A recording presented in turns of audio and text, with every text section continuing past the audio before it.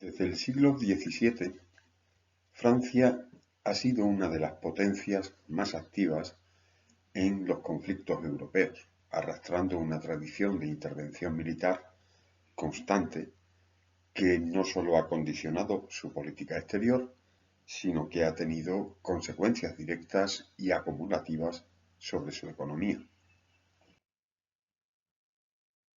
Bajo el reinado de Luis XIV, esta tendencia se institucionalizó.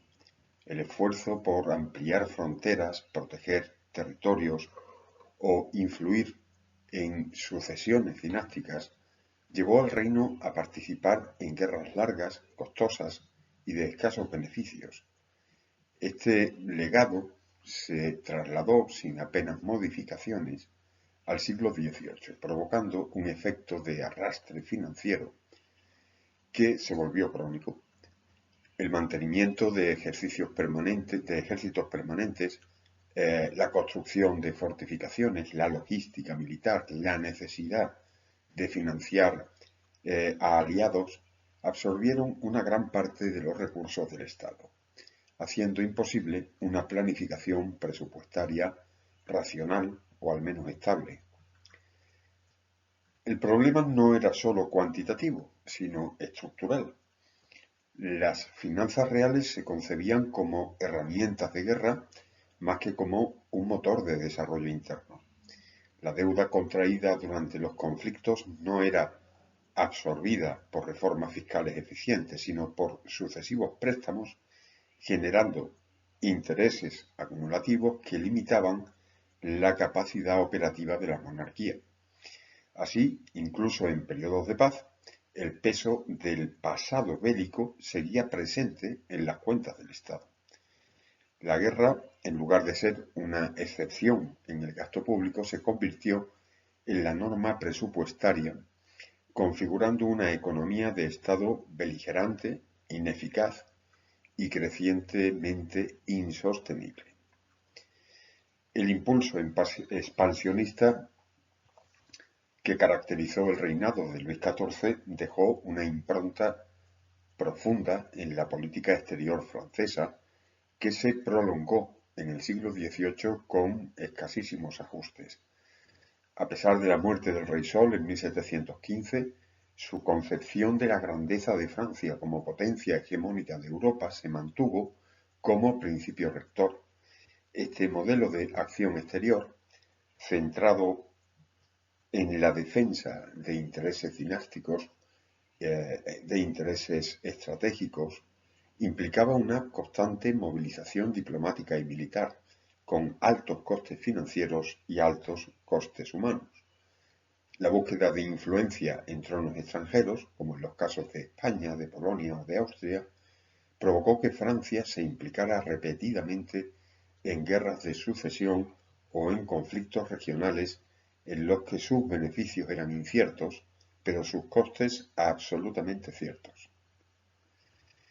Este continuismo no se vio alterado por los relevos dinásticos ni por los cambios en el contexto internacional. Incluso en tiempos de paz formal, la presión por mantener una posición fuerte en Europa obligaba a un gasto militar sostenido y a una política de alianzas que exigía subsidios, tratados comerciales y presencia naval activa. Los gobiernos del siglo XVIII heredaron de Luis XIV una visión del poder basada en la proyección exterior constante, sin una reflexión profunda sobre sus consecuencias internas. En este sentido, la expansión dejó de ser una herramienta ocasional para convertirse en un hábito estatal, cada vez más incompatible con una economía estructuralmente debilitada. Durante todo el siglo XVIII, la guerra continuó siendo percibida por las élites francesas como una herramienta legítima de construcción de prestigio y de afirmación del poder real. A nivel ideológico y a nivel político, La implicación bélica no se entendía únicamente como una necesidad defensiva, sino como una expresión del rango que debía ostentar una gran potencia.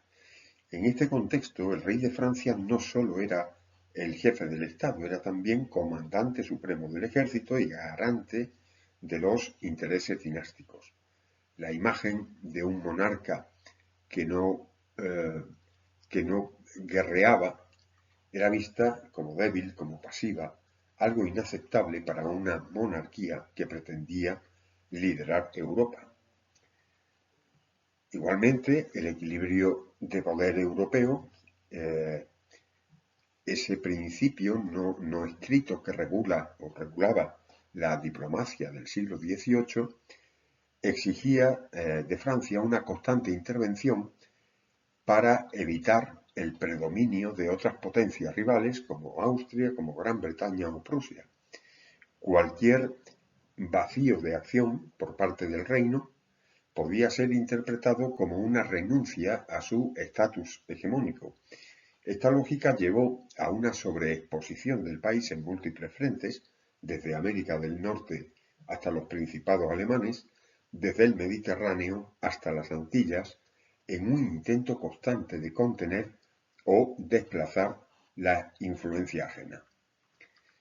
Lejos de evaluar los costes reales de esa política, la corte y gran parte del aparato estatal mantenían la convicción de que la grandeza nacional requería de guerras periódicas y visibles.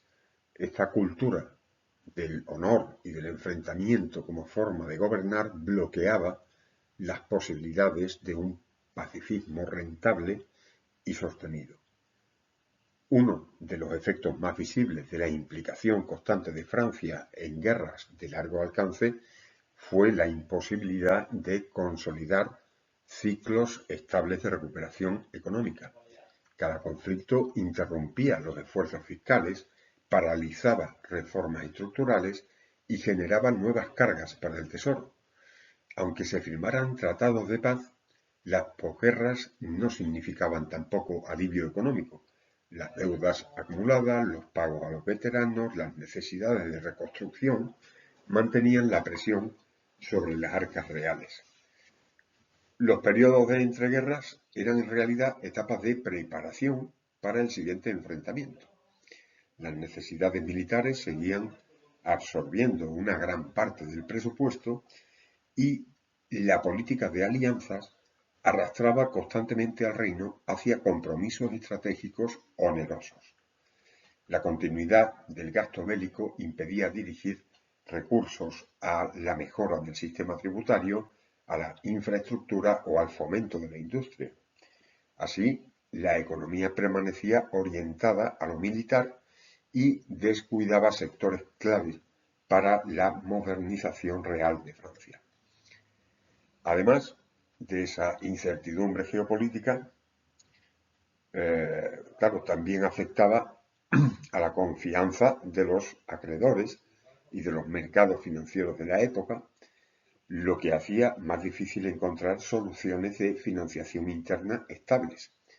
La recurrencia en la emisión de deuda sin reformas fiscales de fondo generó un círculo vicioso de déficit estructural.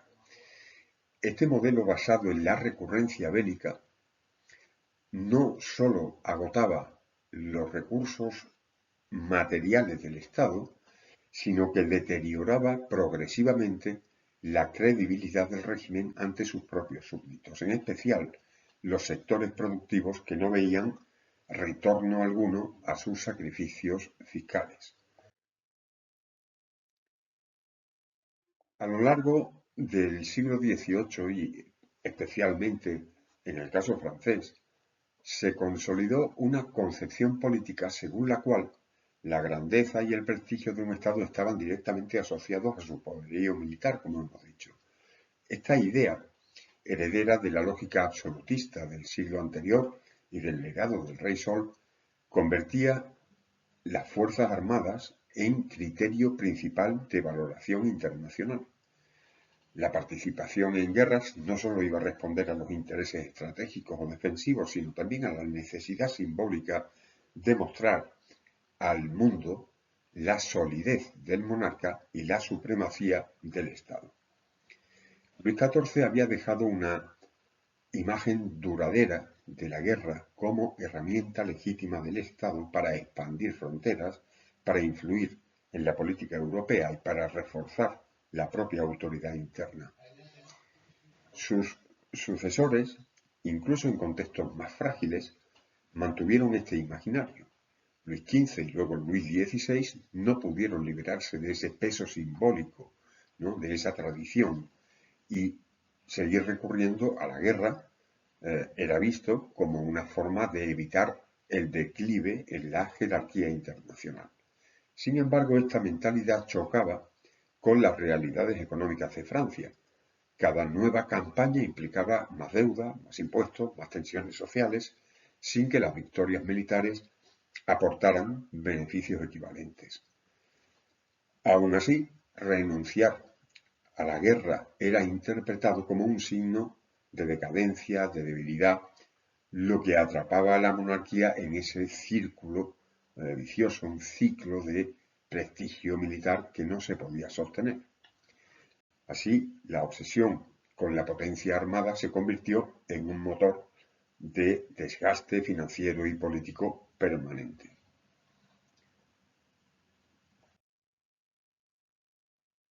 A lo largo del XVIII, Francia dejó, como decimos, de concebir la guerra como una coyuntura ocasional y, bueno, insistió en vivirla como una constante en la dinámica del Estado. Esta transformación, como decimos, iniciada ya por Luis XIV, implica un giro profundo en la forma de gestionar los recursos públicos. La guerra se convierte en una función estructural del Estado y esto obliga a mantener una maquinaria militar operativa incluso en tiempos de aparente paz. Los periodos de tregua o de armisticio ya no significaban el desmantelamiento de tropas, sino tan solo un respiro antes de la siguiente contienda. El coste asociado a este estado cuasi permanente de conflicto no solo recae sobre el erario público, sino también sobre la población, que sufre cargas fiscales continuadas para alimentar esta lógica bélica. Además, el prestigio del monarca, el prestigio internacional, depende en gran medida de su capacidad para proyectar ese poder militar. Como hemos dicho, la imagen de Francia como potencia se sostiene sobre la amenaza constante del despliegue armado. Y esto implica tener un ejército regular, cuerpos logísticos y una armada disponibles en todo momento, lo que convierte la defensa nacional en una exigencia financiera permanente.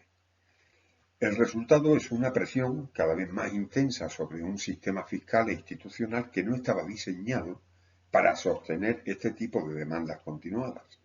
En el largo periodo que va de 1688 a 1763, Francia se ve envuelta en una sucesión prácticamente ininterrumpida de guerras a gran escala, con consecuencias económicas acumulativas de enorme calado. La Guerra de los 9 años, la Guerra de Sucesión Española, la Guerra de Sucesión Polaca, la Guerra de Sucesión Austríaca, la Guerra de los 7 años, forman un ciclo bélico que desgasta progresivamente la capacidad financiera y administrativa del Estado francés. Estas contiendas no son meros enfrentamientos fronterizos o conflictos regionales, sino guerras europeas, multilaterales y de larga duración, con escenarios abiertos tanto en Europa como en las colonias. La implicación continua de Francia en estos conflictos responde tanto a la voluntad de preservar un equilibrio europeo favorable como al deseo de expandir y de mantener su propio imperio colonial.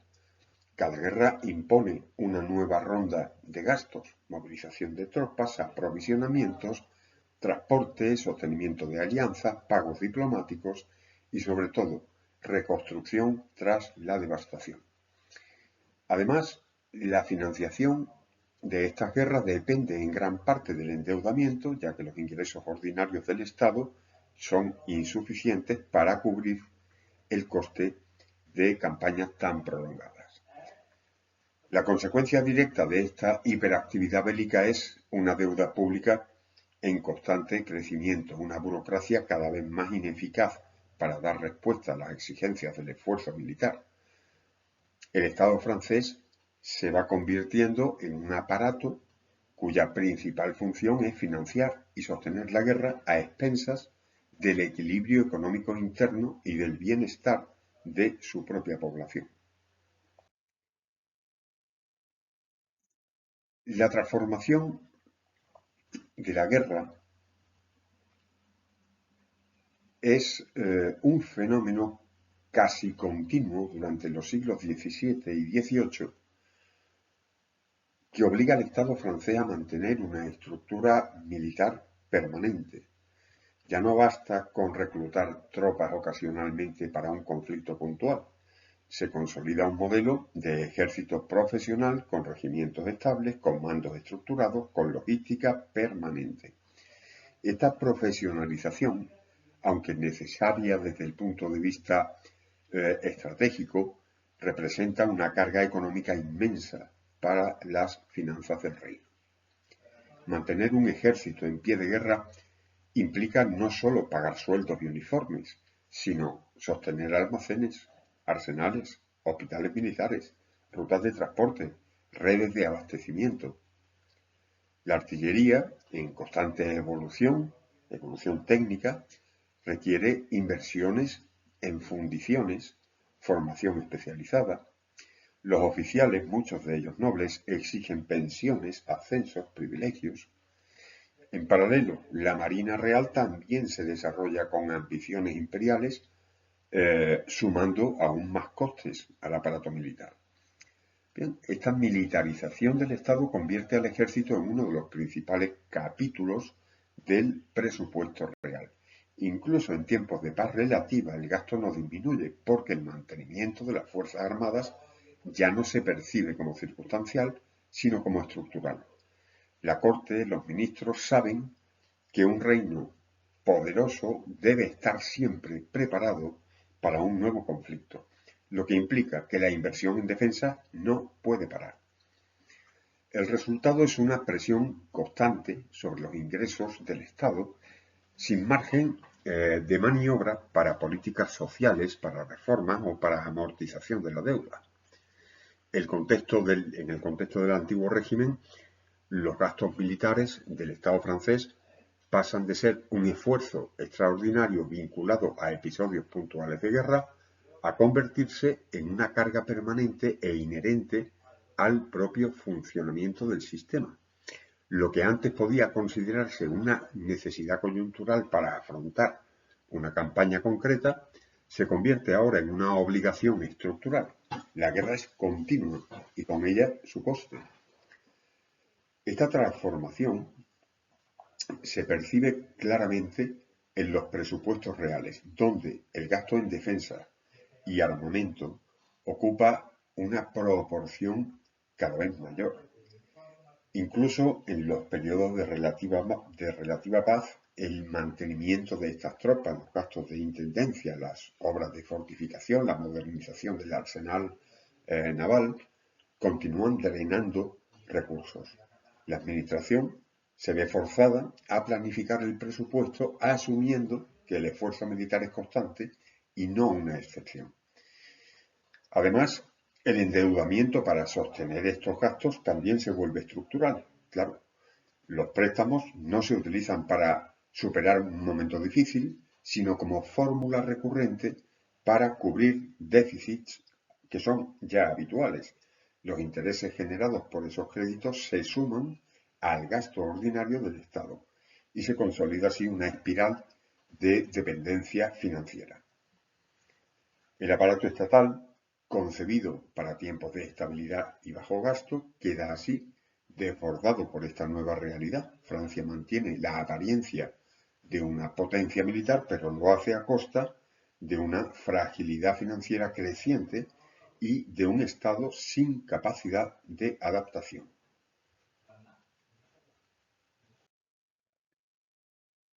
El modelo fiscal del antiguo régimen se revela progresivamente inadecuado para afrontar las exigencias de una política exterior marcada por la guerra permanente, basado en privilegios estamentales, exenciones fiscales, sistemas de recaudación fragmentados y arcaicos. El Estado francés encuentra crecientes dificultades para financiar sus compromisos sin recurrir al endeudamiento sistemático. La estructura tributaria está profundamente sesgada.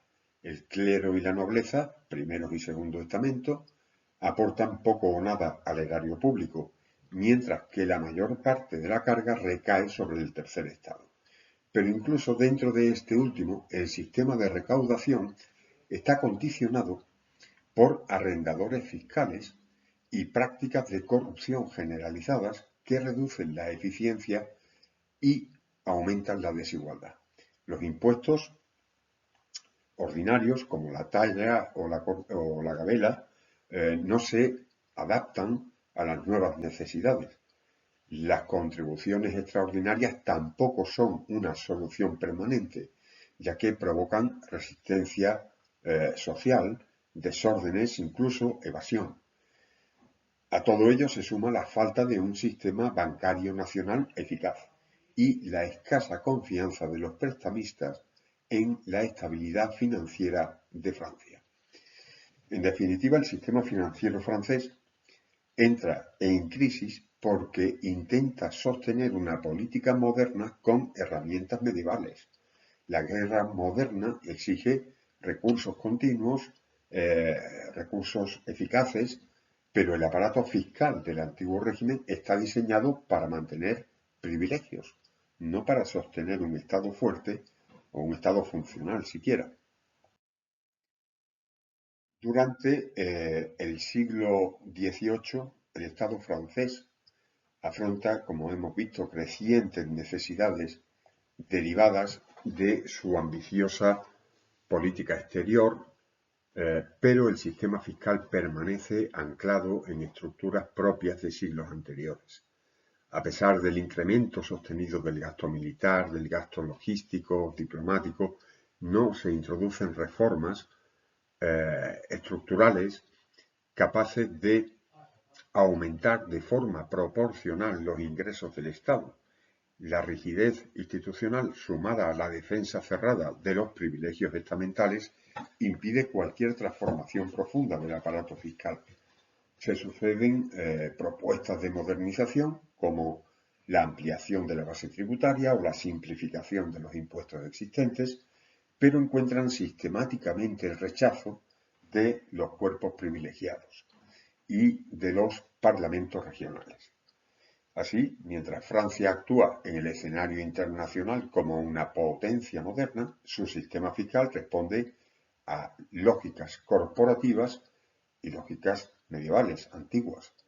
Esa contradicción estructural genera un desajuste cada vez más evidente entre ingresos y gastos, cuyo único remedio temporal es el endeudamiento creciente. El rechazo en la evolución fiscal, el retraso en la evolución fiscal no es solo una cuestión técnica, también hay elementos puramente políticos. Cualquier cambio real exigiría quebrar el equilibrio de poder entre el rey y los estamentos privilegiados, algo que ni Luis XV ni Luis XVI estuvieron dispuestos o fueron capaces de afrontar. Uno de los elementos más característicos y conflictivos del sistema fiscal del antiguo régimen es la distribución desigual de la carga impositiva, como hemos comentado antes. En la práctica, son los sectores populares y burgueses del tercer estado quienes soportan el grueso de la fiscalidad, mientras que nobleza y clero pues gozan de exenciones amplias y muy consolidadas. Esta situación, profundamente injusta, se agrava en tiempos de guerra, cuando los gastos del Estado aumentan y las necesidades de recaudación se vuelven más apremiantes.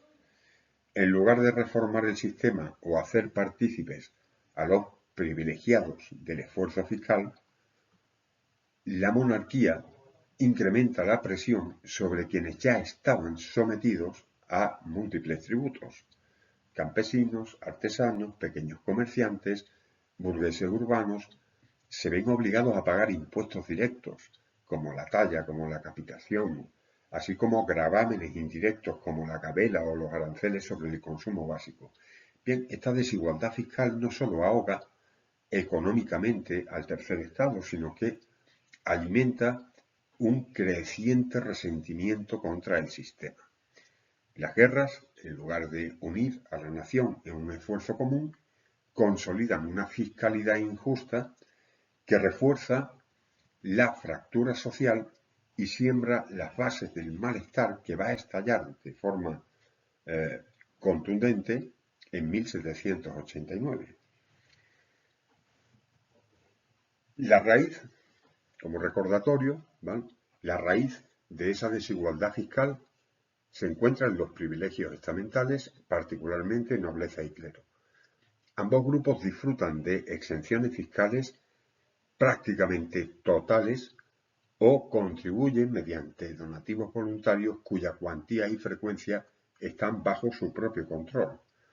La nobleza, por ejemplo, está exenta de pagar la talla, el impuesto directo más importante del reino, y muy rara vez se le exige una contribución proporcional a su riqueza. Por su parte, el clero mantiene el derecho a negociar con el monarca el llamado don gratuito, un pago simbólico y muy inferior a lo que le correspondería en un sistema equitativo. Esta situación se basa en una lógica de reciprocidad feudal ya obsoleta en esta época. Se considera que estos estamentos ya sirven al rey mediante funciones militares o funciones religiosas y que, por tanto, su aportación no debe ser económica. Sin embargo, a lo largo del siglo XVIII este esquema pierde toda justificación práctica. Los nobles apenas participan ya en campañas militares. El clero concentra grandes propiedades y grandes rentas. Y frente a ello, el tercer estado se convierte en la única fuente regular de ingresos fiscales, mientras las élites se aferran a sus privilegios históricos. A lo largo del siglo XVIII, diversas voces, dentro y fuera de la administración, proponen reformas fiscales que permitan aumentar los ingresos del Estado mediante una distribución más equitativa de las cargas. Sin embargo, ninguno de estos proyectos logra superar la resistencia de los cuerpos privilegiados. Desde Vauban en el siglo XVII hasta Turgot-Necker en la segunda mitad del XVIII, se plantea insistentemente la necesidad de integrar a la nobleza y clero en el esfuerzo tributario, de simplificar el sistema de recaudación, de eliminar las numerosas exenciones que fragmentan y distorsionan la base fiscal. La urgencia es evidente. El gasto militar, las deudas acumuladas, el déficit comercial, el déficit estructural amenazan con colapsar las finanzas públicas. No obstante, los parlamentos, las cortes locales, los propios miembros de la corte frenan cualquier intento de avanzar hacia una tributación proporcional. Luis XV y Luis XVI se ven atrapados entre la necesidad de reformas y la falta de apoyo político para ejecutarlas. En lugar de imponerlas, optan por medidas parciales, préstamos, edictos temporales. Esta incapacidad para adoptar un sistema fiscal justo, o más justo al menos, más eficaz, no solo agravó la crisis financiera, sino que minó la legitimidad del monarca como árbitro del bien común. El mantenimiento de un sistema fiscal profundamente desigual provoca una acumulación de tensiones sociales que atraviesan todo el siglo XVIII.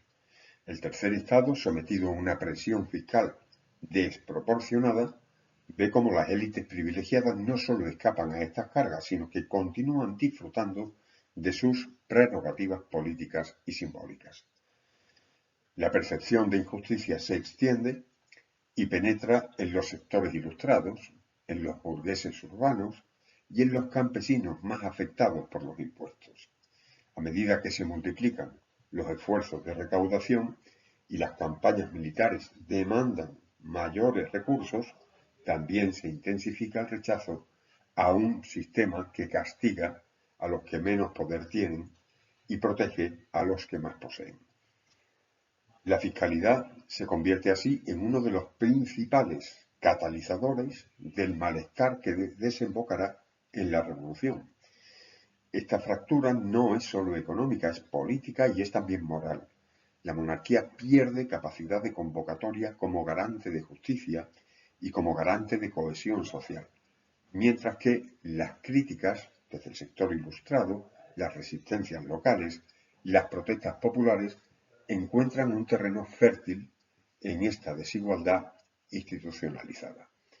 A ojos de muchos contemporáneos, el sistema fiscal deja de ser legítimo mucho antes de su caída formal en 1789.